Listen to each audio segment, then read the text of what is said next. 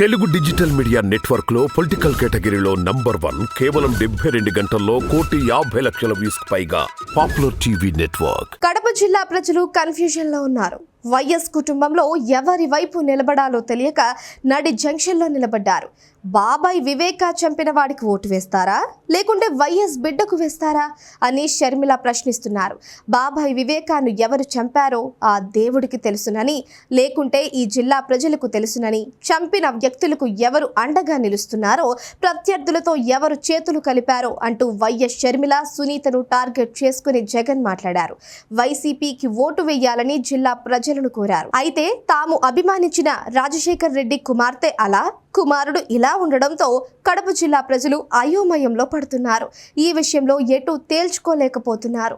కడప జిల్లా అంటేనే వైఎస్ కుటుంబం, వైఎస్ కుటుంబం అంటేనే కడప జిల్లా అన్న రేంజ్లో బంధం పెనవేసుకుంది. 4.5 దశాబ్దాలుగా కడప జిల్లా ప్రజలు ఆ కుటుంబాన్ని ఆదరిస్తూ వస్తున్నారు. వైఎస్ తరువాత ఆయన తమ్ముడు వివేకానంద రెడ్డిపై కడప ప్రజలు అభిమానం చూపించారు. గత ఎన్నికలకు ముందు వివేక దారుణ హత్యకు గురయ్యారు. అది రాజకీయ ప్రత్యర్థులు చేశారన్న ప్రచారాన్ని ప్రజలు బలంగా నమ్మారు. అందుకే వైసీపీని ఏకపక్షంగా గెలిపించారు. కడప జిల్లాలో 10 అసెంబ్లీ సీట్లతో పాటు పార్లమెంట్ స్థానాన్ని వైసీపీకి అప్పగించారు. అయితే ఎన్నికల అనంతరం సీన్ మారింది. వివేక హత్యలో అసలు నిందితుల పేర్లు బయటపడ్డాయి. వైఎస్ అవినాష్ రెడ్డి ప్రధాన నిందితుడు అంటూ సిబిఐ సైతం స్పష్టం చేసింది. వివేక కుటుంబంతో పాటు జగన్ సోదరి షర్మిల సైతం అవినాష్ రెడ్డి పైనే ఆరోపణలు చేశారు. నిందితులకు జగన్ అండగా నిలుస్తున్నారని విమర్శనాస్త్రాలు సంధించారు. ఇప్పుడు ఈ వివేక హత్య నిందితుడిగా ఆరోపణలు ఎదుర్కొంటున్న అవినాష్ రెడ్డిపైనే షర్మిల పోటీకి దిగారు. అయితే కేవలం వివేక హత్య కేసు అజెండాతోనే షర్మిల ముందుకు సాగుతున్నారు.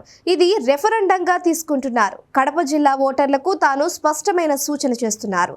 వివేకానంద రెడ్డిని చంపిన హంతకుడు ఒకవైపు, మీ రాజన్న బిడ్డ మరొక వైపు. తేల్చుకోవాల్సింది మీరే అంటూ షర్మిల ఇస్తున్న పిలుపు కడప జిల్లా ప్రజల్లోకి బలంగా వెళుతోంది. ఇది వైసీపీ శ్రేణులకు కలవరపాటుకు కారణమవుతోంది. పోటీ చేస్తున్న వ్యక్తితో పాటు హత్య రాజకీయాలను ప్రోత్సహిస్తున్న జగన్ను సైతం ఓడించాలని షర్మిల ప్రజలకు పిలుపునిస్తున్నారు. రాజశేఖర్ రెడ్డి కుమార్తెగా షర్మిలకు జిల్లాలో విస్తృత సంబంధాలు ఉన్నాయి. అటు షర్మిలను అభిమానించే నేతలు అధికార పార్టీలోనే అధికంగా ఉన్నారు. అటువంటి వారికి వాస్తవాలు తెలుసు.